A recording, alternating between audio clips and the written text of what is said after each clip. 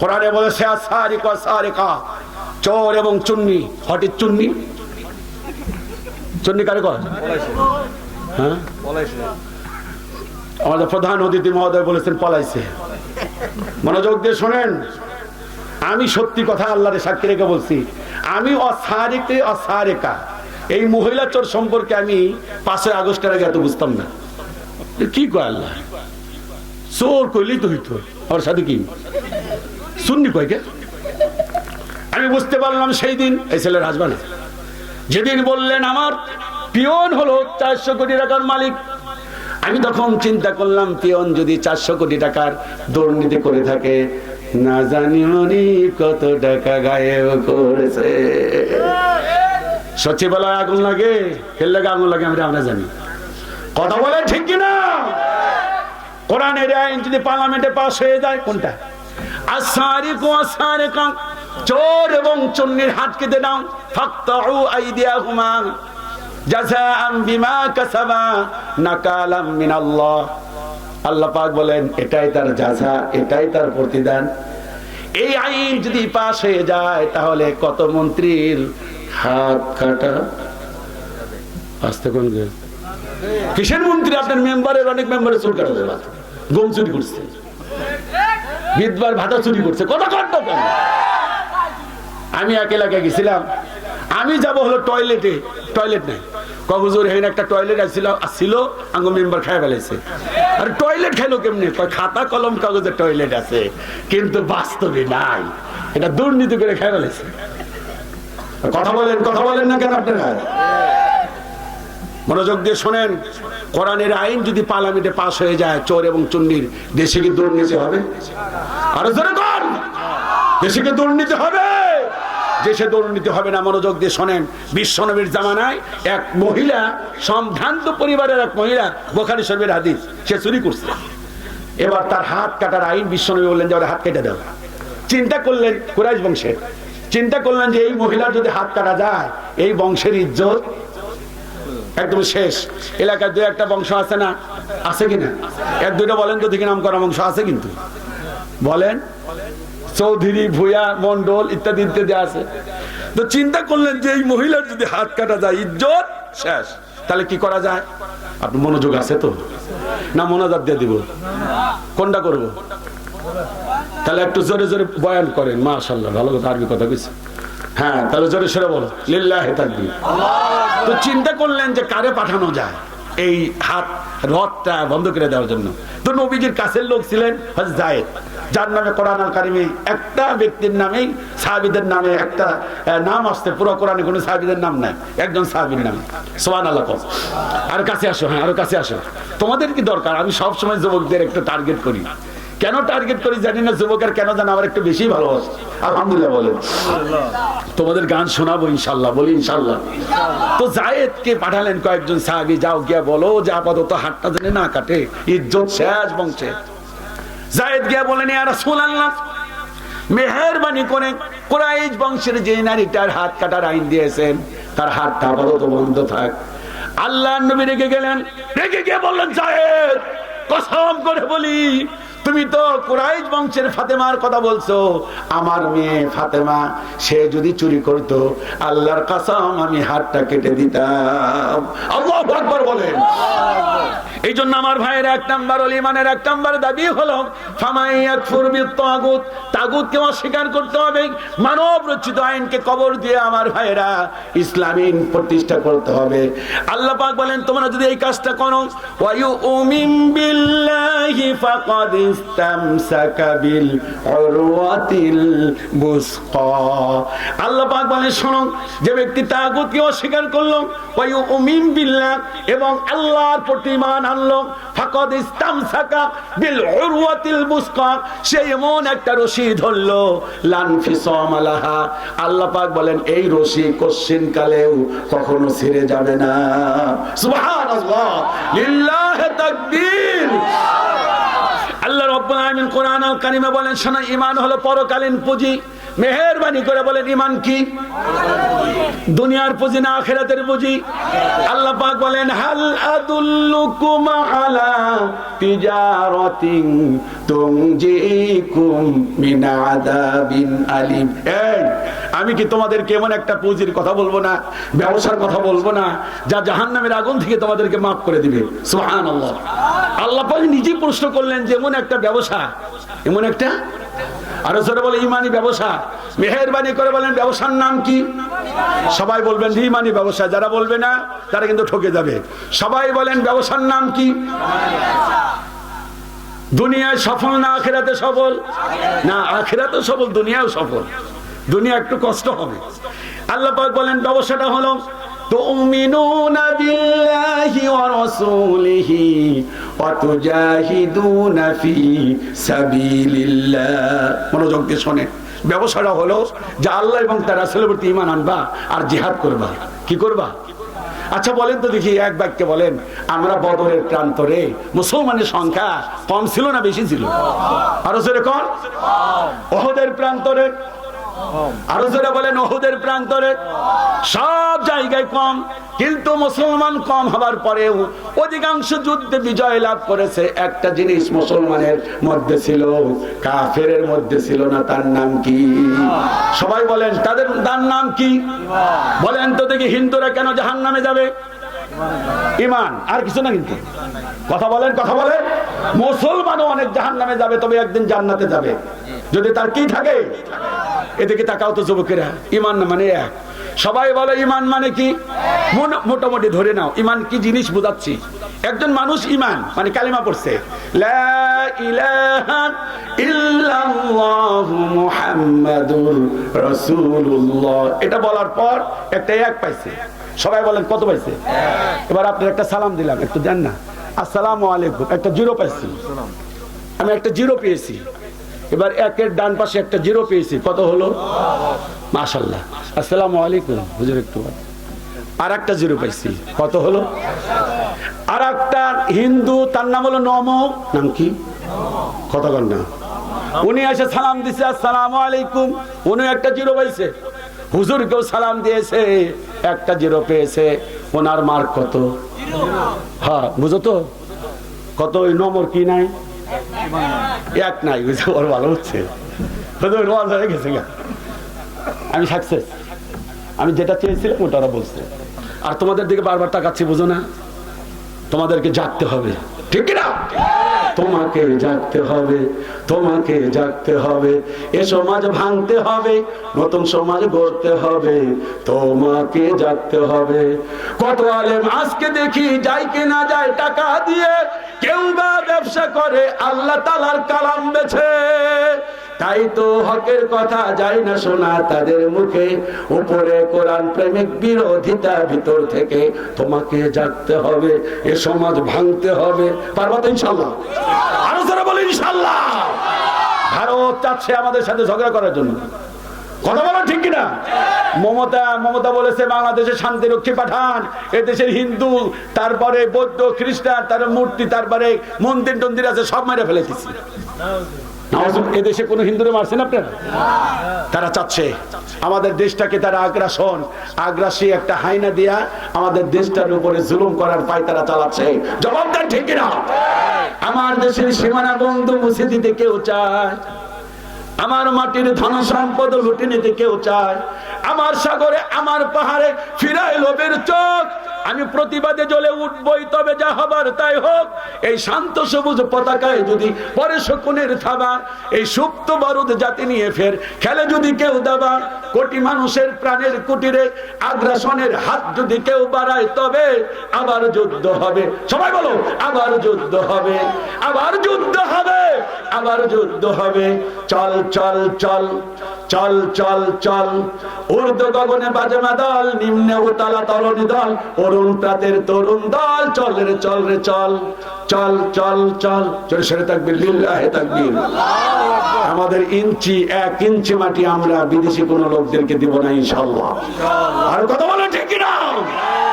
ইঞ্চি ইঞ্চি মাটি সোনার চাইতে খাঁটি নগর রক্ত দিয়ে কেনা। শত্রু বাহানাদার একটি কণাও তার কেড়ে নিতে কেউ পারবে না। রঙের তুলিতে আকাশ সবুজের ছায়া ঢাকা সুজলা সুফলা পরিপাটি, লক্ষ শহীদ গাজী রেখেছে জীবন বাজি, করেছে স্বাধীন এই মাটি। বাংলাদেশ আমার, বাংলাদেশ তোমার, বাংলাদেশ আল্লাহর দান, সোনার জন্মভূমি তোমার জন্যে আমি জীবন দিয়েছি কুরবান। শান্ত মাটির নিচে এখনো ঘুমিয়ে আছে ৩৬০ আউলিয়া, শহরওয়ার দিশের বাংলা ভাসানী আল্লামা সাইদি ও জিয়া। শহীদ পিতুর দেশে মুক্ত স্বাধীন বেশে সবুজ লাল পতাকা উড়ে, সময় ঝড়ের বেগে চেতনা উঠেছিল জেগে ৫ই আগস্টে, ঠিক কিনা? তাহলে জবাব দাও, একজন খ্রিস্টানের নাম কি? নাম খ্রিস্টানের নামও তো দেখতে জানি না। আমার কয়েকটা ছাত্র আছে, কি জানি না, আমার মনেই থাকে না। একটার নাম হলো পল, মনে হয়েছে একটা।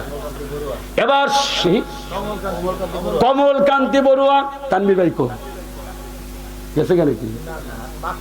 মাশাআল্লাহ, তানভীর ভাইয়ের সাথে আমার পরিচয় আরো এই 15 বছর আগে। শেষ পর্যন্ত 13 বছর আগে আমি একটা গরম বক্তৃতা দিয়েছিলাম তানভীর ভাইদের মাহফিলে। সেই মাহফিল যে বন্ধ হয়েছে, আজ পর্যন্ত আর তালা খুলতে পারেনি। আমাকে তানভীর ভাই বলেছে, ভাই এমন গরম কথা বলেছিলেন, আমার 13 বছর মাহফিল বন্ধ হয়ে গেছে। তুই কই থেকে হুজুর নশিলা রাজাকার, অথচ আমার জন্ম হলো 1976 সালে, অথচ আমি রাজাকার হয়ে গিয়েছি। আমার বাপেও রাজাকার ছিলেন না, আমার বাবা মুক্তিযোদ্ধার যারা ছিলেন টাঙ্গাইল আমার হোম ডিস্ট্রিক্ট, বাবা বলেছেন যে খাবার দিয়ে আমি সহযোগিতা করেছি। বাবা ইচ্ছে করলে সার্টিফিকেট আমিও নিতে পারতাম, জানি না টাকা দেবো 20,000 নিলাম একটা নিতে। তাই তানভীর ভাইকে ধন্যবাদ নাই, তানভীর ভাই এসেছে। হক কথা বলতে হবে, জালেমের সরকারের আমল ইনশাল্লাহ হক কথা বলে গিয়েছি, আদৌ বলবো, সামনেও বলবো। জুলুম অত্যাচার করে এদেশে আল্লামা সাইদি সাহেবের জবানকে বন্ধ করতে পারবো না, আমরা তাদের উত্তরসূরি, ইনশাল্লাহ আমাদের জবান বন্ধ করতে পারবো না, পারবো না, পারবো না। কথা বলে ঠিক কিনা? ঈমান মানে কত? আরো জোরে বলো। এবার ওই যে সুমন্ত কান্তি বড়ুয়া যদি সালাম দেয় 10টা কোটি কোটি টাকা দান করে, তার মার কত? আর একজন মুমিন যদি শুধুমাত্র ঈমান আনার পর এক ওয়াক্ত নামাজ পড়তে পারে নাই, আরে ওয়াক্ত হয় নাই, কালেমা পড়ার পর জিহাদের ময়দানে গিয়ে শহীদ হয়ে গেছে, জবাব দেন এই লোকটা জান্নাতি না জাহান্নামী? কারণ হলো তার 1 নাম্বার পুঁজিরা ছিল, 1 নাম্বার পুঁজির নাম কি? তাহলে ঈমান আনার পরে 2 নাম্বার হলো জিহাদ করতে হবে। কি করতে হবে? জিহাদের ময়দানে সংখ্যায় কম থাকতে পারি, আল্লাহ পাক বলেছেন বিজয় আমি আল্লাহ পাক তোমাদের দিয়ে দিব। একটা জিনিস যদি থাকে তার নাম কি? ওয়ালা তাহিনু, সবাই বলো, ওয়ালা তাহিনু ওয়ালা তাহজানু ওয়া আনতুমুল আ'লাউনা ইন কুনতুম মুমিনিন। তোমরা বিজয় লাভ করবা, শর্ত হলো একটাই, ভীতবিহ্বল হয়ো না, তোমরা যদি মুমিন হতে পারো। চিল্লায় বলুন সুবহানাল্লাহ। মুতার যুদ্ধে মুসলমানের সংখ্যা হলো 3000, কয় হাজার? আর কাফিরের সংখ্যা হলো 2 লক্ষ। নবীজি দিকে তাকান, নবীজি সাহাবীদের বলতেন আমার সাহাবীরা 2 লক্ষের বিরুদ্ধে 3000 মুসলমান যুদ্ধ করবে। সুবহানাল্লাহ। 2 লক্ষের বিরুদ্ধে কয় হাজার? নবীজি রিক্রুটিং দিয়ে বললেন যে এই যুদ্ধে সেনাপতির দায়িত্ব পালন করবে 3 জন। যুবকেরা কথা বলো, কয়জন? একটা যুদ্ধে সেনাপতি লাগে কয়জন? 1 জন। মাশাআল্লাহ, ভাই বলছেন কয়জন লাগে? সাহাবীরা আশ্চর্য হয়ে গেলেন, সর্বনাশ, 3 জন সেনাপতি দিয়ে করবোটা কি? আল্লাহ নবী বললেন শোনো, 1 নাম্বার, মনোযোগ দিয়ে শোনো, 1 নাম্বার প্রধান সেনাপতি থাকবেন যায়েদ, আমার পালক পুত্র। যায়েদ যদি শহীদ হয়, আমার চাচাতো ভাই জাফর বিন আবু তালেব, জাফর যদি শহীদ হয়ে যায়, এরপরে আব্দুল্লাহ বিন রাওয়াহা। 3 নম্বরে বললেন এই 3 জন শহীদ হয়ে গেলে তোমাদের মধ্য থেকে পরামর্শ করে একজনকে সেনাপতি বানাবে। নবীজি বললেন যায়েদ কোথায়? যায়েদ একদম টাটকা যুবক। সুবহানাল্লাহ। যায়েদ বললেন ইয়া রাসূলুল্লাহ, এই যে আমি। নবীজি বললেন কাল বিলম্ব করো না, মেহেরবানি করে প্রস্তুতি নাও, তোমার মায়ের কাছ থেকে বিদায় নিয়ে আসো। যায়েদ বললেন ইয়া রাসূলুল্লাহ, আমি হলো আপনার পালক সন্তান, আম্মা জান আয়েশা হলেন আমার পালক মা, আর এই আপনার বাড়িতে যাওয়ার প্রয়োজন নাই, আপনি যখন আমার নাম ঘোষণা করেছেন মা বাড়ি থেকে শুনেছেন, দোয়া করেন আমি যেন মুতার প্রান্তরে শহীদ হতে পারি। ঝাঁপিয়ে পড়লেন, নবীজি বললেন জাফর কোথায়, জাফর বাড়িতে যাও। হযরত জাফর বাড়িতে গেলেন, বাড়িতে যাবার পর দেখলেন স্ত্রী সুললিত কণ্ঠে কোরআন তেলাওয়াত করতেছে। কোরআন তেলাওয়াতকালীন সময়ে সালাম দেওয়া যায় না, খাবার সময় সালাম দেওয়া যায় না, এই হাদিস কোথাও পাওয়া যায় না। মনোযোগ দিয়ে শুনেন, স্ত্রী কোরআন তেলাওয়াত করতেছে, আর রহমান আল্লামাল কোরআন। স্ত্রীকে বললেন কোরআন তেলাওয়াত বন্ধ করো, বন্ধ করলেন। বন্ধ করার পর পাশে গিয়ে মাথায় হাত দিয়ে বললেন, স্ত্রী গো তোমার কাছে শেষ বিদায় নিতে এসেছি, আর জীবনে তোমার সঙ্গে আমার কোনোদিন দেখা হবে না। সাহাবায়ে কিরামের কি আত্মত্যাগ, কিভাবে তারা জীবনটা মিলিয়ে দিছে। স্ত্রী বললেন স্বামী আপনি কি কর, হ্যাঁ তোমার সাথে আর কোনোদিন দেখা হবে না, আমি মুতার প্রান্তরে যাচ্ছি, নবীজি আমাকে সেনাপতির দায়িত্ব দিয়েছেন, দোয়া করো আমি যেন। অনেক মা বোন শুনতেছেন, প্রিন্সিপাল হুজুর বলছেন যে অনেক মা হইলে আসতেন, কিছু কথা বলতেই হয়, মহিলাদের আত্মত্যাগ দেখুন। বললেন দোয়া করো আমি যেন মুতার প্রান্তরে শহীদ হতে পারি। মহিলা মানুষ তো বিধবা হতে চাইলেন না, দু হাত তুলে বললেন আল্লাহ তাআলা আমার স্বামীরে বিশ্ব নবী সেনাপতির দায়িত্ব দিয়েছেন, বাধা দেব না। আল্লাহ তাআলা যুদ্ধ করে যেন আমার স্বামী গাজী হয়ে আমার বুকের কাছে ফিরে আসে। হযরত জাফর পছন্দ করলেন না, কোষবদ্ধ তরবারি টান দিয়ে উন্মুক্ত করে পিঠের মধ্যে মৃদু প্রহার করে বললেন আল্লাহর কসম তোমার দোয়া কবুল হবে না। কারণ হলো কি? বললেন কারণ হলো একটা যুদ্ধে সেনাপতি লাগে মাত্র একজন, আল্লাহর নবী 3 জনের নাম ঘোষণা করেছেন, আমার সামনেও একজন, আমার পিছনেও একজন, আমরা 3 জনের একজন বাড়িতে আসতে পারবো না। স্ত্রী গো উল্টো দোয়া করো না, আমার মন থেকে বিদায় দিয়ে দাও। আর 2টা সন্তান ছিল, আরে আরে কি ভালোবাসা, রাসূলের প্রতি কি মহব্বত। লা ইউমিনু আহাদুকুম হাত্তা ইয়াকুনা আহাব্বা ইলাইহি মিন ওয়ালিদিহি ওয়া ওয়ালাদিহি ওয়ান নাস আজমাইন। কেউ মুমিন হতে পারবে না তোমার স্ত্রী পুত্র বাল বাচ্চা সন্তানের চাইতে, মা বাবার চাইতে আমারে না ভালোবাসলে। জামার করে বললেন আমার 2টা সন্তান, একটার বয়স হলো 11 আর একটার বয়স হলো 9 বছর। এই 2টা ছেলের আল্লাহ আল্লাহ করে রেখে গেলাম, মেহেরবানি করে আমার 2টা কলিজার টুকরা সন্তানে তুমি আল্লাহর পথের মুজাহিদ বানিয়ে দিও। তিনি যুদ্ধের ময়দানে ঝাঁপিয়ে বললেন। নবীজি আবার 3 নম্বরে ডাক দিলেন আব্দুল্লাহ বিন রাওয়াহা কোথায়? আব্দুল্লাহ বিন রাওয়াহা দাঁড়িয়ে গেলেন, টাটকা যুবক, 18 বছরের যুবক। যুবকদের অবদান ইসলামে সবচাইতে বেশি। নবীজি বলেছেন পুরনো আমাদের সবচাইতে বাধা দিয়েছে, আর যুবকেরা ইসলামের জন্য সবচাইতে বেশি ত্যাগ স্বীকার করেছে। আজকের এই মাহফিলে যুবকদের অবদান কম না বেশি? কথা যদি না বলেন তাহলে আল্লাহ রাগ করবে। বান্দা শুকরিয়া আদায় না করলে আল্লাহর শুকরিয়া আদায় হয় না। এই যে তরুণ যুবকেরা, আমাকে আলামিন কোথায়? আলামিন একটু হাত তুলে, যদি থাকো আলামিন মনে হয় নাই। আলামিন একটু হাত তুলে, আরে আলামিনকে দেখলাম, তারপর জাহিদ ভাইকে দেখলাম হাত নামান। এই তরুণ যুবকেরা ইসলামের জন্য মাহফিলের আয়োজন করেছে, আর ইয়াতীমের মতো বসে গিয়েছে, গান বাজনার আয়োজন করে নাই। নবীজি বলেছেন আরে তরুণ যুবকেরা আমাকে ইসলামের জন্য সব চাইতে বেশি সাহায্য করেছে, আর বুড়া মানুষগুলো সব চাইতে আমার বাধা দিছে। আবু জাহাল ছিল বুড়া, উতবা ছিল বুড়া, সাইবা ছিল বুড়া। ইসলামে যারা ইসলাম কবুল করেছেন, হযরত আবু বকর যখন দিনের দাওয়াত কবুল করলেন মাত্র 36 বছর টাটকা যুবক। হযরত ওমর যখন দিনের দাওয়াত কবুল করলেন ওনার বয়স মাত্র 1000 বছর। হযরত আলী যখন দিনের দাওয়াত করলেন কবুল করলেন কিশোর মানুষ মাত্র 10 বছর। এরকম করে খাব্বা বলেন, খোবায়েব বলেন, আমির হামজা বলেন, সব ছিল তরুণ যুবক। ও তরুণ যুবক মনোযোগ দিয়ে শোনো, নবীজি বললেন আব্দুল্লাহ বিন রাওয়াহা 3 নাম্বার সেনাপতি কোথায়? বলেন হুজুর এই যে আমি। বললেন যে আরে তোমার না আজকে বাসর ঘর? সুবহানাল্লাহ, আজকে বাসর ঘর, তোমাকে আমি সেনাপতির দায়িত্ব দিলাম। এক কাজ করো, বাসায় গিয়া তোমার স্ত্রীর কাছে বিদায় নিয়ে আসো, শেষ বিদায় নিয়ে আসো। সুবহানাল্লাহ। দৌড়ে বাড়িতে গেলেন, ঘরের সামনে গিয়ে সালাম দিলেন, আসসালামু আলাইকুম। স্ত্রী বললেন, ওয়ালাইকুম আসসালাম। আপনি কে? বললেন, আমি তোমার স্বামী, আমার নাম আব্দুল্লাহ বিন রাওয়াহ। স্ত্রী বললেন, স্বামী, আজকে আমাদের বাসর রাত আপনি ভুলে গেছেন? হযরত আব্দুল্লাহ বললেন, ভুলে যাই নাই, আমি জানি আজকে বাসর রাত। স্ত্রী বললেন, ঘরে আসেন, আজকে আমরা কত মজার কথা বলবো, আনন্দ করবো, আহ্লাদ করবো, আজকে আমাদের ফুলসজ্জার রাত। হযরত আব্দুল্লাহ বিন রাওয়াহ বললেন যে, শোনো, আমি ঘরের মধ্যে যাইতে পারবো না। ত্যাগ দেখুন কারে বলে, ত্যাগ কাকে বলে, ইসলামের জন্য ভালোবাসা কারে বলে। আমার একটা দুইটা না, 1500, 5ই আগস্টে আমার 1500 তরুণ যুবক জীবন দিয়েছে। এটার যে কি দাম, মূল্য তোমরা বুঝো না। আমরা মাহফিলে কথা বলি, আমরা জানি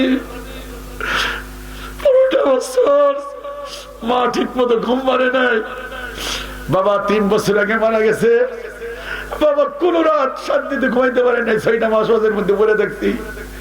স্ত্রীর বিদায় নিছি, স্ত্রী 100% শিওর ছিল না যে আমার স্বামী আবার পুনরায় বাসায় ফিরবে। রাস্তাঘাটে চলাফেরা করছি, ভাবছি কখন যেন আতঙ্ক, কখন যেন গাড়িটা ভেঙে দেয়, কখন যেন অ্যাটাক হয়ে যায়, কখন যেন গ্রেফতার হয়ে যায়। আমার 1500 তরুণ যুবকেরা 5ই আগস্টে কিভাবে জীবন দিয়েছে।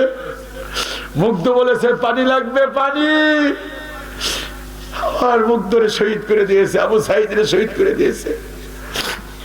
এই তরুণ যুবকেরা মনোযোগ দিয়ে শোনো। আব্দুল্লাহ বিন রাওয়াহা বললেন, স্ত্রী, আজকে ফুলসজ্জার রাত, এটা আমি জানি, কিন্তু আমি ঘরে যেতে পারবো না, কারণ নবীজি আমাকে সেনাপতির দায়িত্ব দিয়েছেন। স্ত্রী বললেন, আমার প্রাণের প্রিয়তম স্বামী, আল্লাহর নবী সেনাপতির দায়িত্ব দিয়েছেন। নারীদের আত্মত্যাগ দেখুন। আমি আপনাকে বাধা দেব না, তবে এক নজর আপনারে দেখতে চাই, এক নজরে দেখতে চাই। আরে আপনারে ভালো করে দেখতে পারি নাই, লজ্জায় লজ্জায় দেখেছি। হযরত আব্দুল্লাহ বিন রাওয়াহা বললেন, কেন দেখতে চাও? কয়, দেখতে চাই এই কারণে, আপনি যে শহীদ হয়ে যাবেন। তারা শহীদ হয়ে যায়, তাদের গোসলের প্রয়োজন হয় না, রক্ত মাখা শরীর নিয়ে হাসরের ময়দানে যখন উঠবেন, তখন যেন আপনার চেহারাটা ভালো করে দেখে নিতে চাই, যাতে আমি চিনতে পারি। আব্দুল্লাহ বিন রাওয়াহা বললেন, ও প্রাণের প্রিয়তমা স্ত্রী, মায়ের মুখে শুনেছি এই মদিনাতুল মুনাওয়ারায় তোমার চাইতে সুন্দরী সুশ্রী নারী আর কেউ নাই। আমি যদি ঘরে ঢুকি, তুমি যদি প্রেম নিবেদন করো, আমাকে যদি জড়িয়ে ধরো, আমার দেরি হতে পারে, আমি ঘরে ঢুকবো না। কথা দিয়ে গেলাম, তুমি যদি ধৈর্য ধারণ করতে পারো, এখতিয়ার করতে পারো, অন্যত্র বিয়ে না বসো, কিয়ামতের দিন আল্লাহ পাক এমনিতেই তোমার সঙ্গে আমার পরিচয় করিয়ে দিবে। হযরত যায়েদ তিনি যুদ্ধ করতে করতে শহীদ হয়ে গেলেন। ও সাহাবীদের ত্যাগ দেখুন। হযরত জাফর যখন লম্বা তলোয়ার ধরলেন, কাফেরদেরকে কচু কাটা করতেছেন। মুসলমান মাত্র 3000। মুসলমান কত? আরো জোরে বলেন, কয় হাজার? 3000 মুসলমান। ওয়াকানা হাক্কান আলাইনা নাসরুল মুমিনিন। মুমিন বান্দা যখন বিপদে পড়ে যায়, মুমিন বান্দাকে সাহায্য করা আল্লাহর জন্য ওয়াজিব হয়ে যায়। চিৎকার করে বলুন সুবহানাল্লাহ। 3000 সাহাবী 2 লক্ষের বিরুদ্ধে জিহাদ করতে করতে হঠাৎ করে একটা কাফের হযরত জাফরের হাতের মধ্যে মন করে আঘাত করলেন। বুখারীতে এসেছে, হাতটা এরকম বেঁচে আছে, আর হাতের যন্ত্রণায় যুদ্ধ করতে পারতেছে না। এই জন্য হাতটারে পায়ের নিচে রেখে টান দিয়ে ছিঁড়ে ফেললেন। আল্লাহু আকবার। ডান হাতে কোপ দিলেন, ডান হাতটা উড়ে গেল। পায়ের মধ্যে কোপ দিলেন, তিনি জমিনে শুয়ে পড়লেন, কালেমা পড়তে দিলেন না। এবার পাশেই ছিলেন আল্লাহর নবীর একজন সাহাবী হযরত আব্দুল্লাহ ইবনে মাসউদ রাদিয়াল্লাহু তাআলা আনহু। ওনাকে ডাক দিয়ে বললেন, ও আল্লাহর নবীর সাহাবী, আমার বিদায়ী সালাম বিশ্বনবীর কাছে দিয়ে দিও, কারণ হলো আমার নাকের ডগার মধ্যে আমি জান্নাতের সুঘ্রাণ পাচ্ছি। সুবহানাল্লাহ কয় না? কিসের সুঘ্রাণ পাচ্ছে? আরে উনি বলেন যে আমি এক কাজ করলাম, সব হাত পা গুলো এক জায়গায় করলাম, এবার বুকের মধ্যে থেকে তীর খুলতেছি। কোথা থেকে? কথা বলেন, কয়টা তীর নিয়ে যুদ্ধ করা যায়? 5টা, একটা নিয়ে সর্বোচ্চ। হযরত আব্দুল্লাহ ইবনে মাসউদ বলেন, আল্লাহর কসম, শুধুমাত্র বুকের মধ্যে দেখলাম 80টা তীর। 80টা তীর নেই যুবক, একবার ভাব, এটা সিনেমার কাহিনী না, এটা কোনো এডিট করা কথা না। বিশ্ব নবীর সাহাবী বলতেছেন যে 80টা তীর তার বুকের মধ্যে, 80টা তীর নিয়ে ময়দানে যুদ্ধ করতেছেন। হাত পাও এক জায়গা করে দাফন কাফন করলাম। রাতের বেলায় দেখি উনি সবুজ পাখা নিয়ে জান্নাতে উড়ে বেড়াচ্ছেন। তা আমি জিজ্ঞাসা করলাম, হে জাফর, তোমার সঙ্গে আল্লাহ পাক কেমন আচরণ করছেন? কয়, আরে জান্নাতের সব নাজ নিয়ামত দিছে। কয়, তোমার কোনো আরো চাওয়া পাওয়া আছে? কয়, একটাই চাওয়া, যদি আল্লাহ আরেকটাবার জীবন দিত, ওই জালেমদের বিরুদ্ধে জিহাদ করে আরেকবার শহীদ হয়ে যেতাম। সুবহানাল্লাহ কোন। তিনি শহীদ হয়ে গেলেন।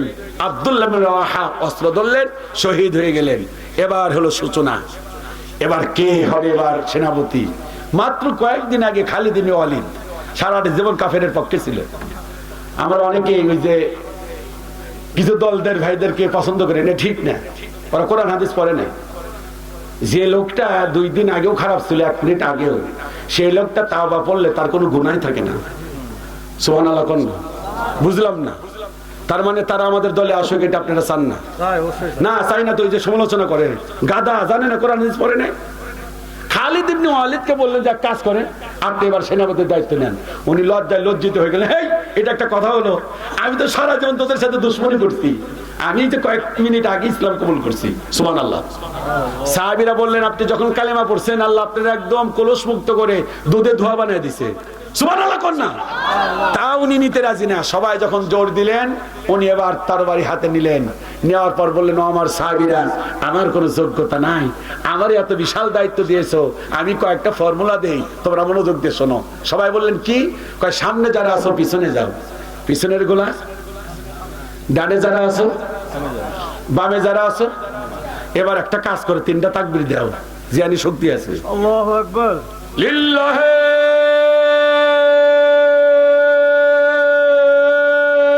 তাকবীর। আরো জোরে, এরকম না, তাকবীর ছিল 3টা।